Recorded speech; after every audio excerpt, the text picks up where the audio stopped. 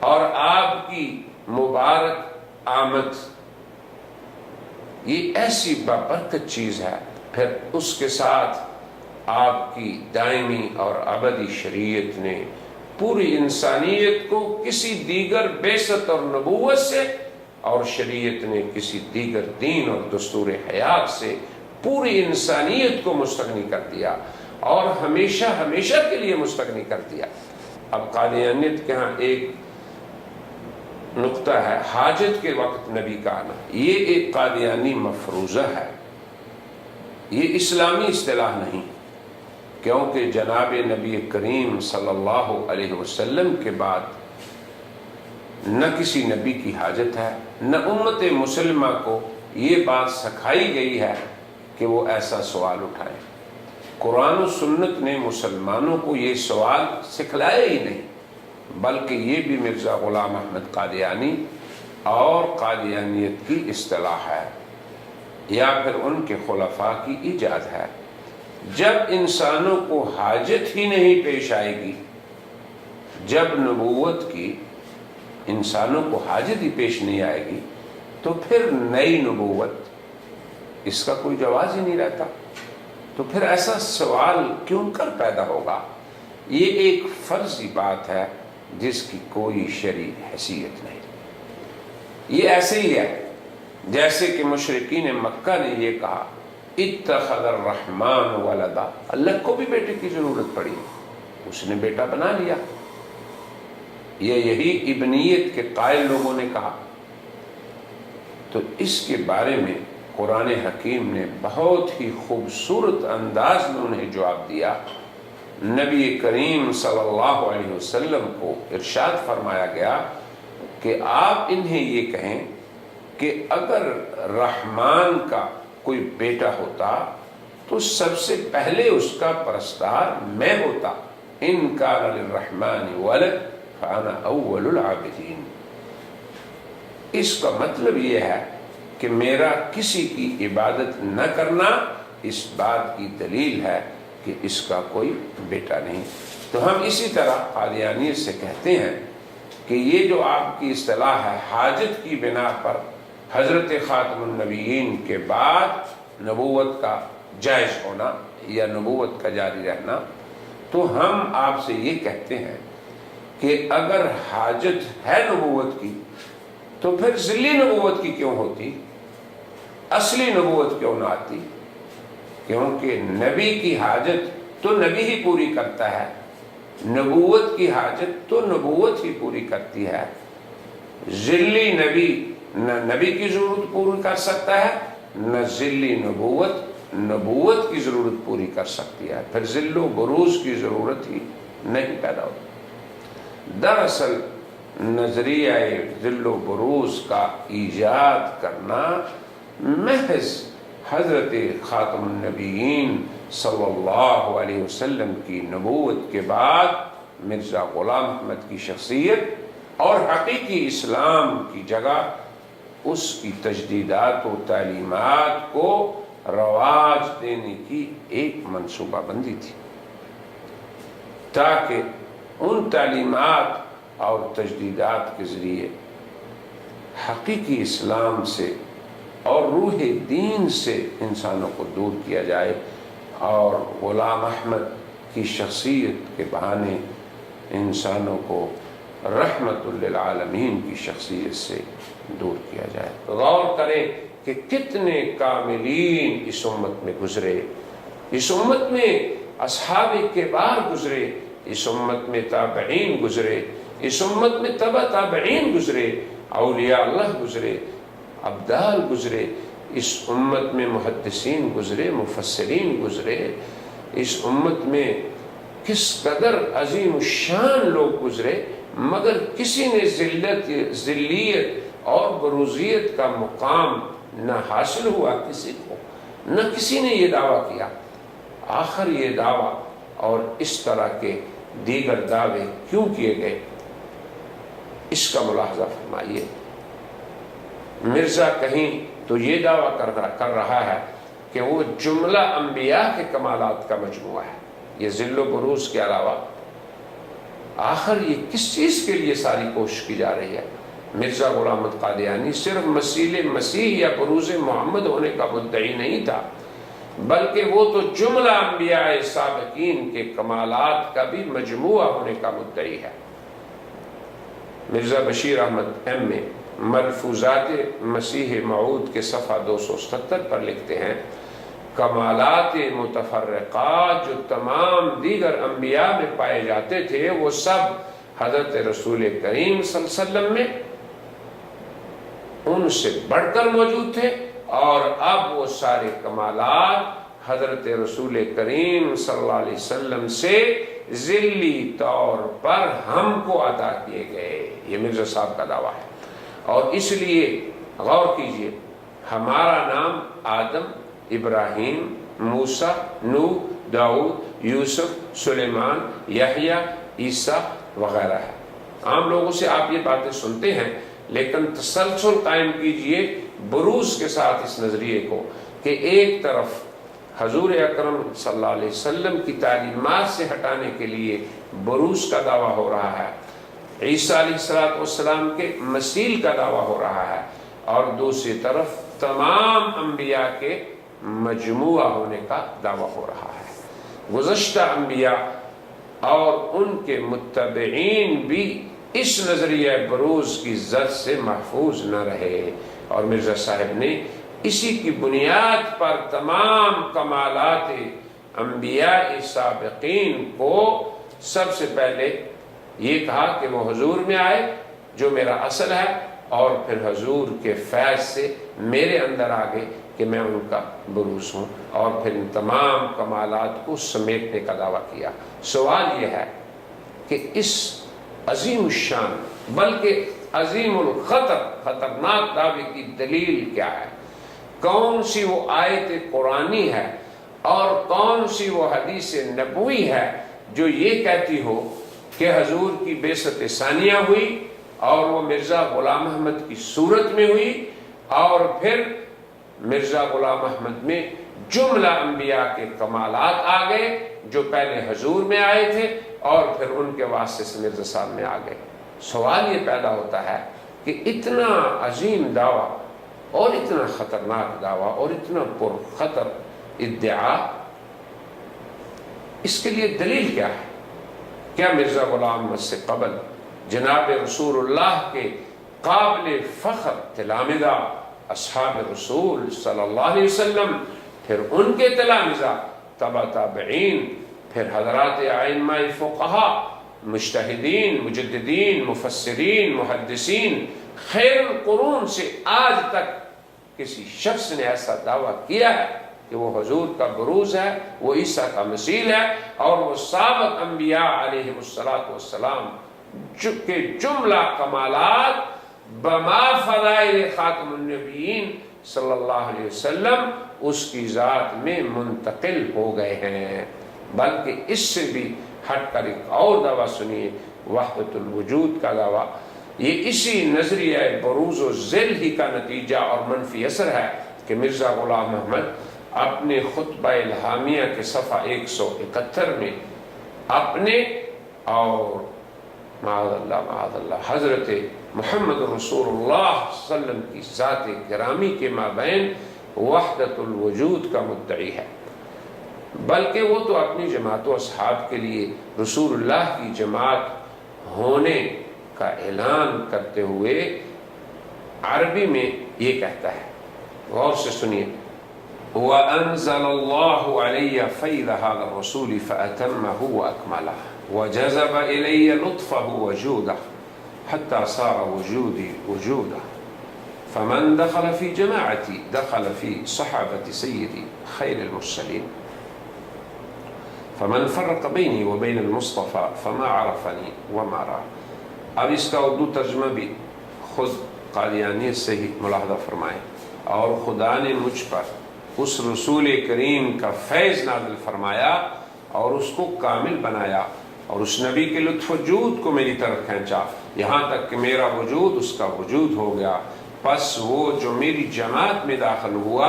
در حقیقت میرے سردار خیر المرسلین کے صحابہ میں داخل ہوا، اور جس نے میرے اور مصطفیٰ میں تفریق کی اس نے مجھے نہیں دیکھا ہے اور نہیں پہچانا ہے۔ اب یہ عربی نص اور ترجمہ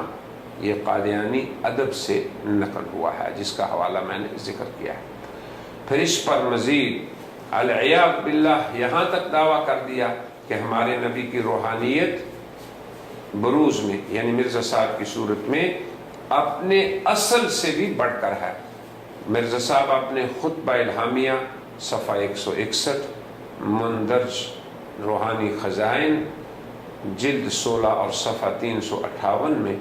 عربی زبان میں یوں رقم تراز ہیں۔ اب عربی زبان میں ہی مرزا صاحب کی بات سنیے، وہ کہتا ہے طلعت روحانیت نبینا صلی اللہ علیہ وسلم فی الالف الخامس بإجمال صفاتها وما كان ذلك الزمان منتهى ترقياتها بل كانت قدما أولى لمعارج كمالاتها ثم كملت وتجلت تلك الروحانية في آخر الألف السادس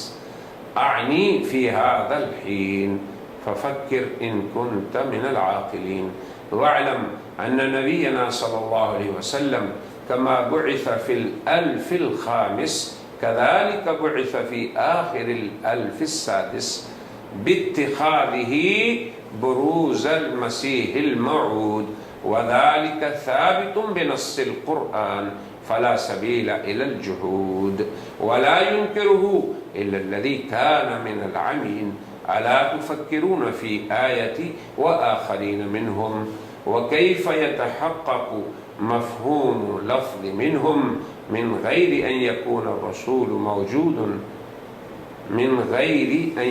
الرسول موجودا في الآخرين كما كان في الأولين فلا بد من تسليم ما ذكرناه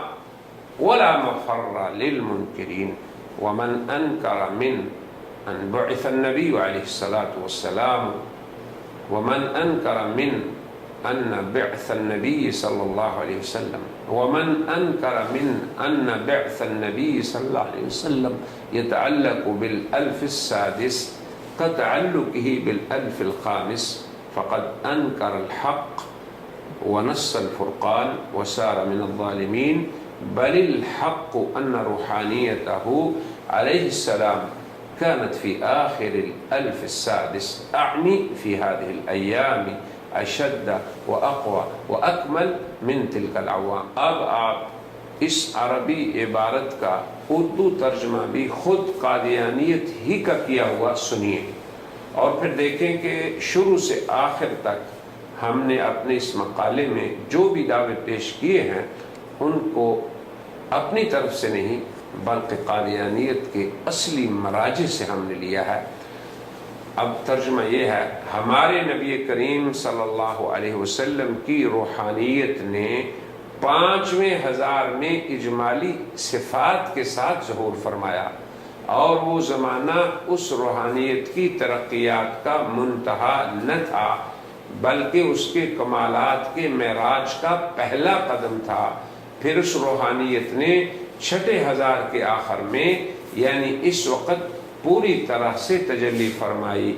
پس اگر تو عقل مند ہے تو فکر کر اور جان کہ ہمارے نبی کریم صلی اللہ علیہ وسلم جیسا کہ 5ویں ہزار میں مبعوث ہوئے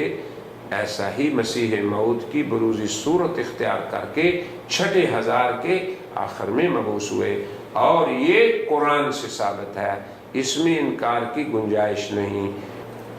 اور بجز اندوں کے کوئی اس معنی سے سر نہیں پھیرتا،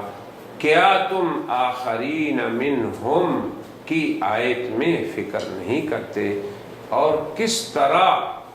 منہم کے لفظ کا مفہوم متحقق ہو اگر رسول آخرین میں موجود نہ ہوں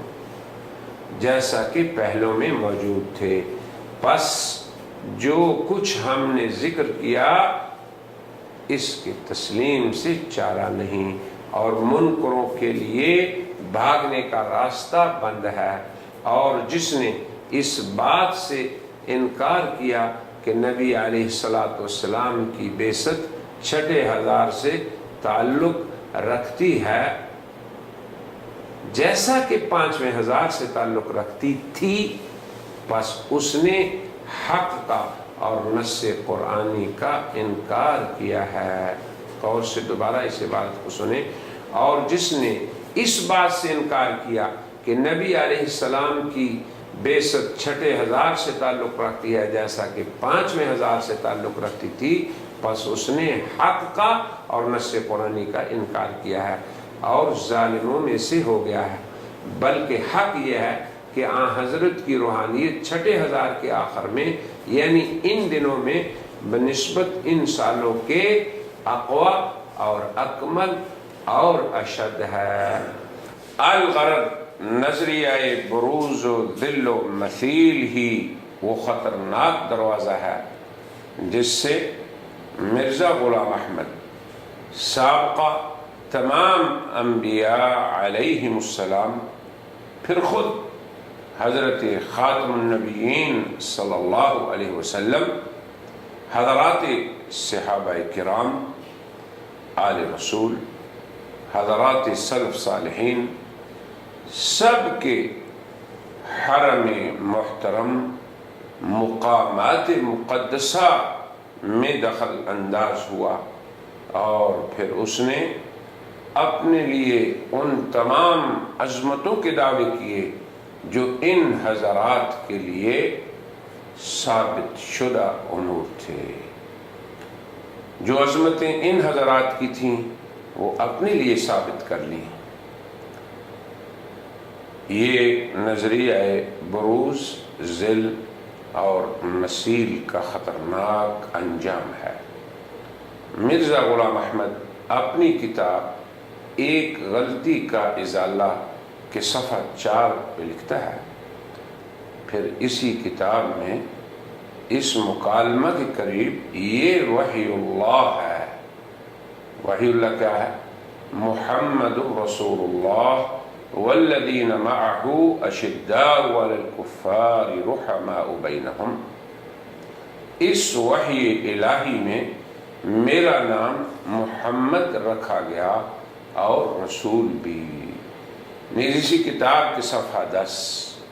پہ رقم طراز ہے، قد اخبرت عدة مرات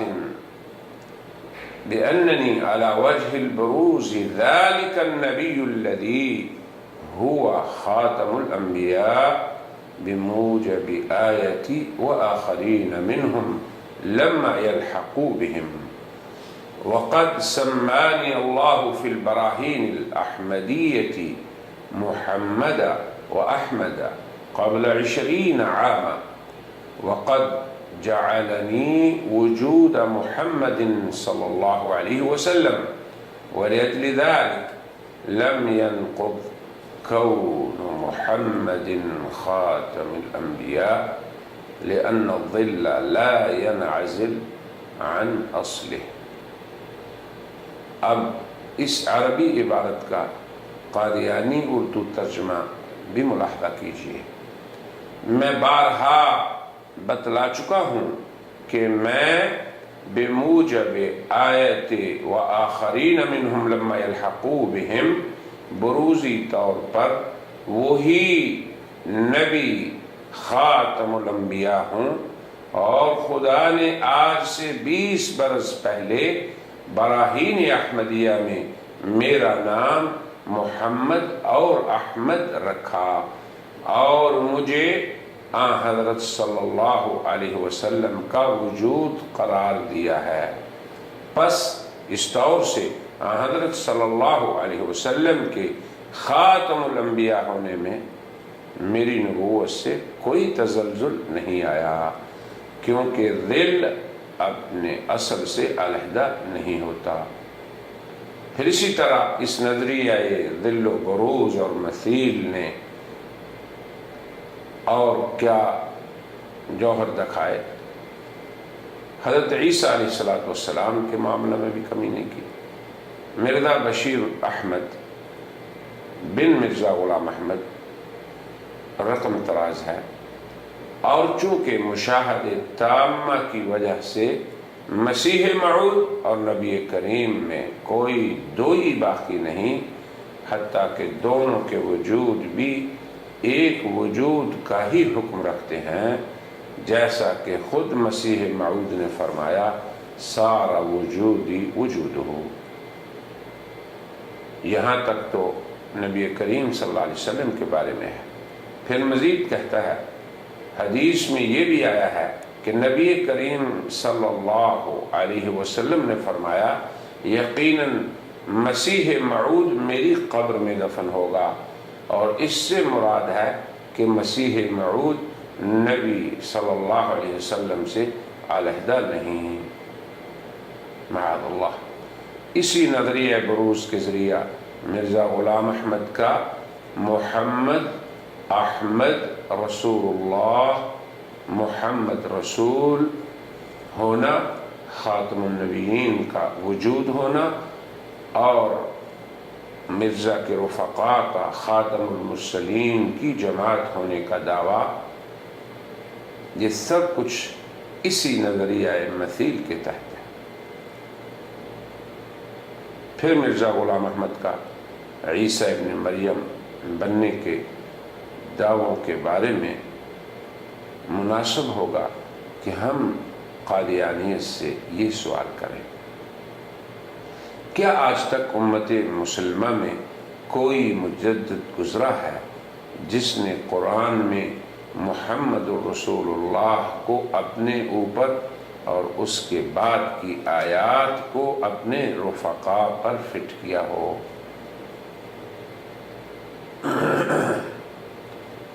ناظرین کرام، یہ نظریہ بروز کے وہ خطرناک نتائج تھے جن کے تحت مرزا غلام احمد نے اپنے آپ کو محمد احمد رسول اللہ، محمد رسول اللہ اور خاتم النبیین کا وجود ہونا، اور اپنے رفقا کو حضرت صلی اللہ علیہ وسلم کی جماعت ہونے کا دعویٰ کیا۔ پھر اپنے آپ کو مثیل عیسیٰ بنایا۔ اب ہمارے لیے مناسب ہے کہ ہم قادیانیت سے پوچھیں کہ آپ کے مجدد صاحب نے جو کیا ہے، کیا آج تک امت مسلمہ میں کوئی ایسا مجدد گزرا ہے جس نے قرآن حکیم میں وارد یہ آیت محمد رسول اللہ والذین معہ کہ جناب محمد صلی اللہ علیہ وسلم اللہ کے رسول ہیں اور ان کے ساتھی وہ ایسے ہیں، ان کے صفات یہ ہیں، یعنی اس آیت کو اپنے اوپر فٹ کیا ہو یا اپنے ساتھیوں پہ فٹ کیا ہو؟ کیا دنیا میں کوئی ایسا مجدد آیا ہے؟ یہ پہلا سوال۔ پھر دوسرا سوال یہ ہے، کیا آج تک امت مسلمہ میں کوئی ایسا مجدد گزرا ہے جس نے تمام انبیاء کے کمالات کو اس کے بعد جناب محمد رسول اللہ صلی اللہ علیہ وسلم کے کمالات ساتھ مل کر ان دونوں کمالات کے مجموعہ کو اپنے لیے ثابت کیا کہ میں ان تمام کمالات کا مجموعہ ہوں، یعنی سابقہ انبیاء کے کمالات اور جناب محمد رسول اللہ کے کمالات میرے اندر ہیں۔ تیسرا سوال یہ، کیا آج تک کسی مجدد نے بروز و ذل اور مثیل کے نظریے کو اختیار کر کے حضرت صلی اللہ علیہ وسلم کے مقام عالی تک اپنی رسائی کا دعویٰ کیا ہے؟ صحابہ کرام سے لے کے پھر تابعین، تبع تابعین، پھر امت کے علماء، فقہاء، محدثین، مفسرین، کوئی ان میں ایسا نہیں گزرا جس نے اپنے لیے یہ ثابت کیا ہو کہ رسول اللہ اس کی صورت میں ظاہر ہوئے اور میں ان کا بروز ہوں، میں ان کا ذل ہوں یا میں ان کا مثیل ہوں۔ نیز ہم ان سے یہ بھی پوچھتے ہیں کہ آج تک کسی مجدد نے یا سلف صالحین میں سے کسی بزرگ نے یہ دعویٰ کیا ہے کہ وہ اپنے ساتھیوں، اپنے رفقا اور اپنے اہل خاندان کو اصحاب رسول اور آل رسول جیسے فضائل و القابات کا مستحق ٹھہرایا۔ پھر نمبر 5، کوئی مجدد، آج تک کوئی مجدد یا کوئی بزرگ، وہ کس درجے کا ہو، اس نے یہ جرأت کی ہو کہ وہ اپنی فتوحات کو حضرت صلی اللہ علیہ وسلم کی فتوحات سے بڑھ کر کہیں۔ یاد رکھیں کہ مرزا غلام احمد نے یہ سب کچھ کیا۔ یہ جو آخری بات ہے سنیے، وہ اپنے خطبہ الہامیہ کے صفحہ 193 میں عربی میں یوں رقم تراز ہے: وَقَدْ مَضَى وَقْتُ فَتْحٍ مُبِينٍ فِي زَمَنِ نَبِيِّنَا الْمُصْطَفَى وَبَقِيَ فَتْحٌ آخَرُ هُوَ أَعْظَمُ وَأَكْبَرُ وَأَظْهَرُ مِنْ غَلَبَةٍ الْأُولَى وَقُدِّرَ أَنَّ وَقْتَهُ وَقْتُ الْمَسِيحِ الْمَوْعُودِ۔ ترجمہ اس کا یہ ہے، یہ بھی قادیانی ترجمہ ہے، فتح مبین کا وقت ہمارے نبی کریم صلی اللہ علیہ وسلم کے زمانے میں گزر گیا، اور دوسری فتح باقی رہی کہ پہلے غلبے سے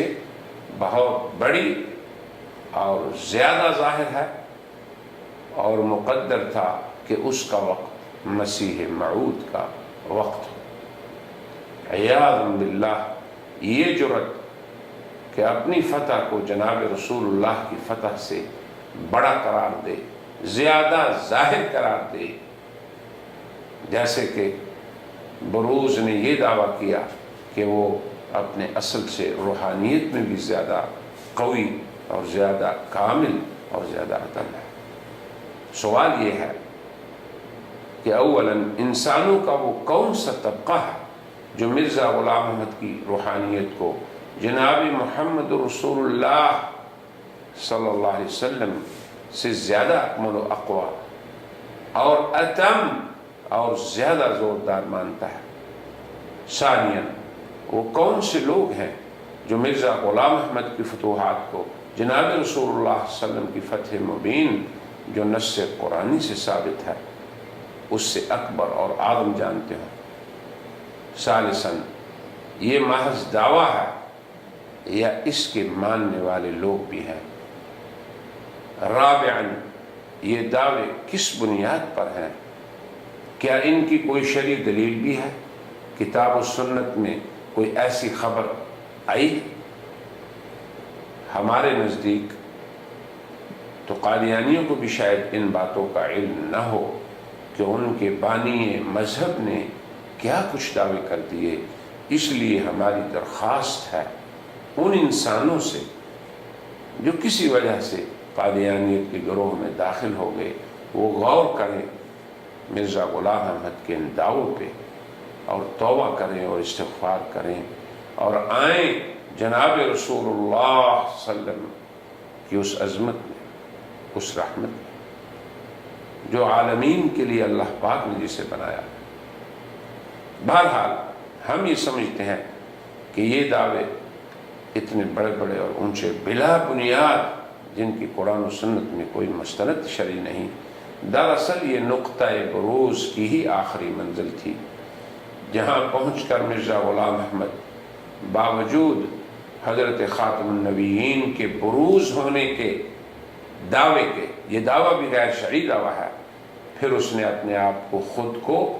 اپنی اصل سے بھی اشد، اکمل، اتم،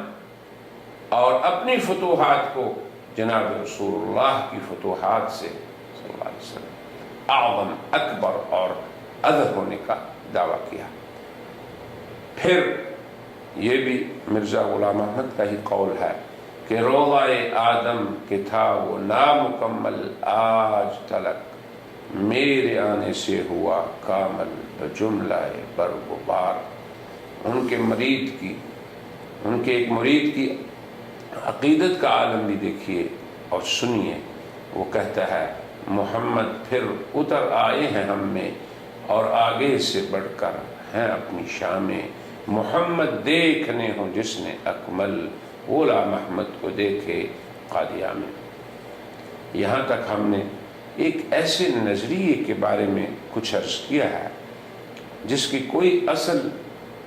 نہ صرف شریعت محمدیہ ہی میں نہیں بلکہ کسی بھی آسمانی شریعت میں نہیں، کسی بھی عقل مند سوسائٹی میں اس کا وجود نہیں۔ یہ نظریہ عقل و منطق اور شرع کے سراسر خلاف ہے، اور دراصل یہی نظریہ جملہ قادیانی عقائد و افکار کی بنیاد اور اساس ہے۔ اسی کے لیے پیشگی پلاننگ کی گئی، اسی کے لیے مستقبلی منصوبہ بندی کی گئی۔ اس کی غرض و غایت کے بارے میں ہم نے اس لیے عرض کر دیا تاکہ برادران اسلام کو بھی آگاہی رہے اور قادیانی اہل فہم عقل انہیں بھی غور و فکر کرنے کا موقع مل سکے۔ ہماری اللہ تعالیٰ سے دعا ہے کہ اللہ تعالیٰ ہمیں ہدایت پہ استقامت دے اور ان لوگوں کو بھی راہ ہدا، ہدایت کا راستہ دکھا دے اور انہیں بھی جناب رحمت للعالمین صلی اللہ علیہ وسلم کی رحمت واسعہ میں دوبارہ داخل فرما دے۔ ہماری اس مبحث کا خلاصہ اب پیش خدمت ہے۔ نظریہ ذل و بروز اور مثیل ایک غیر شرعی اور غیر آسمانی نقطہ نظر ہے۔ نمبر 2، اس کی خاطر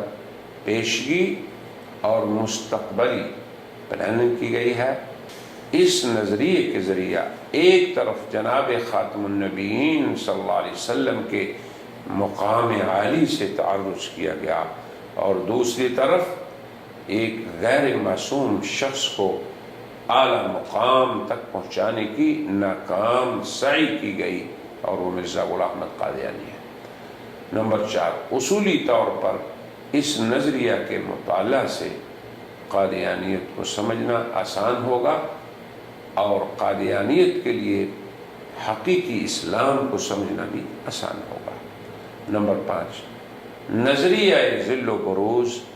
اور مثیل کے منفی اثرات ہر آسمانی دین اور اس کے پیروکاروں کے لیے یقینی طور پر خطرناک ہیں۔ نمبر 6، اس نظریہ بروز کی غرض و غایت صرف ایک شخص کی تقدیس